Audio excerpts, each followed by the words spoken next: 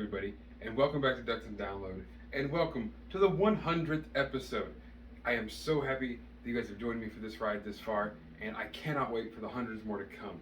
Thank you all so much for this, because honestly, this is one of the most fun things I've ever done, and I can't imagine not doing it anymore. So to celebrate the 100th episode, we are going to go through one of the most amazing comics that has honestly given me a revolutionary way of feeling towards the Jedi Order itself, the Yoda Comic. Issue 1 just recently dropped, and I had to go pick it up. I was even lucky enough to get a variant cover. This variant cover is really awesome, showing the Dagobah scene with Yoda kind of standing in a silhouette. I have to say this comic really made me excited for the rest of them, which is a mini-series. We're going to be following Yoda through some of his most amazing adventures on these comics, all the way back through the High Republic. I believe this is going to take place probably around the late 500s for Yoda in issue number 1, where he goes off to a planet in the Great Outer Rim. Now this is the High Republic era, but before that we get a flashback to Yoda in his hut on Dagobah, talking to something.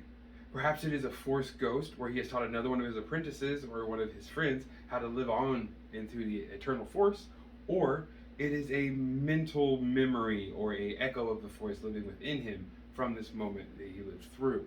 I do not know. Either way, though, he is definitely in conversation with what is apparently an old friend and an old student of his from the Outer Rim planet of Turok. Now, with the two R's there, who knows? It could be Turok, it could be Turok, who knows?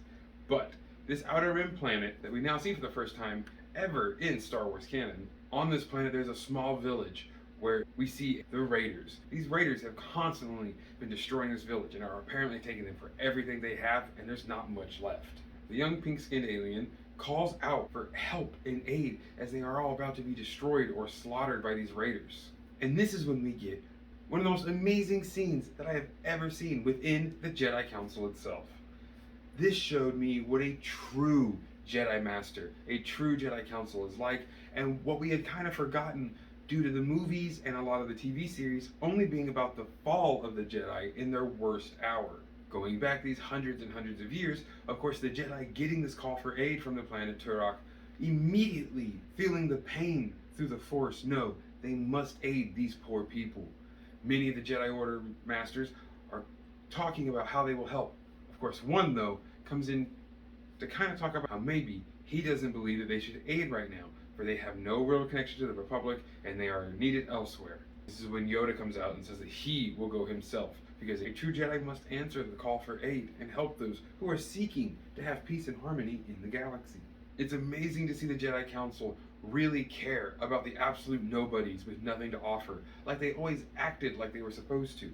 We don't get to see that though, like I said, in the prequels because of the war, and we don't see it in the original trilogy, of course, due to Palpatine killing all the Jedi and pretty much taking over, except for the few stragglers who survived. We haven't gotten to see a Jedi Order in its prime, not addled by a full Republic, contingency, not being manipulated by Palpatine and Plagueis. This is a pure Jedi Council who really does only want to help, and it was really refreshing to me to see and reminded me what a Jedi is and gave me a lot of hope. And as someone who loves the Sith, this comic had to have been really well written to make me enjoy the Jedi more and realize I may have miscalculated my judgment on them a good little bit. So now we're getting back to the planet, but it looks like things are about to go horrific. The mother clutching her 2 children that we saw earlier, hoping that they are not slaughtered or maybe even sold themselves. Well, at the last second, the tides are turned and Yoda shows up, absolutely decimating these other people. Yoda, being of course a master fighter that he is, and one really attuned with the Force, leaping from enemy to enemy, grabbing all of their weapons, cutting them, pulling people around, not giving any quarter, but also not really killing anyone. Matter of fact, once the battle starts to calm down, the young boy himself, seeing one of the Raiders trying to escape, goes to kill him with one of the axes, and Yoda stops him, saying that is not the way. This revenge will not lead to any less suffering. That is, of course, when the Raiders kind of challenge Yoda, saying like, well, this isn't your home. Eventually you have to leave, and then this place is going to burn.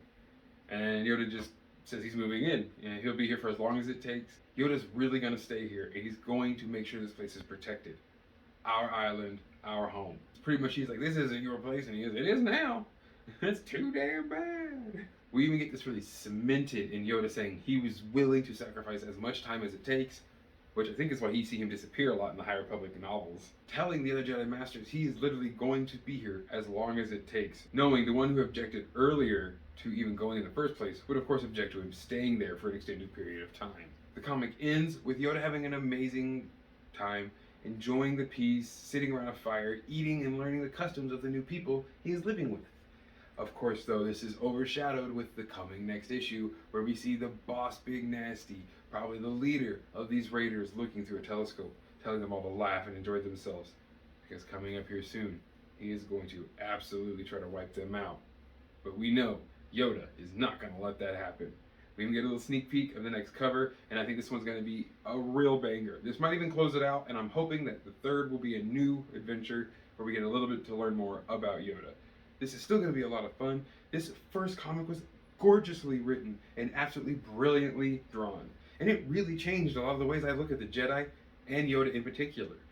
I had, in the earlier parts of my fandom and through most of watching the original movies, thought Yoda was kind of a curmudgeon and really rude, and to a sense seemed more grandiose than he really was for a guy who sat around and did nothing. Well, now I know, yeah, bro, he's 900, 800, like he's getting towards the end of his life. He can't move that fast anymore. He's just happy to have his one with the Force and be in tune with himself. But he has earned this reputation by doing all these amazing things in the 750 years before the prequels of saving the galaxy and truly obtaining peace and order. So my apologies, Yoda. You truly are a Grand Master. Well, guys, again, thank you so much for joining me on the 100th episode. Don't forget to like, comment, share, and subscribe. And as always, may the Force serve you well.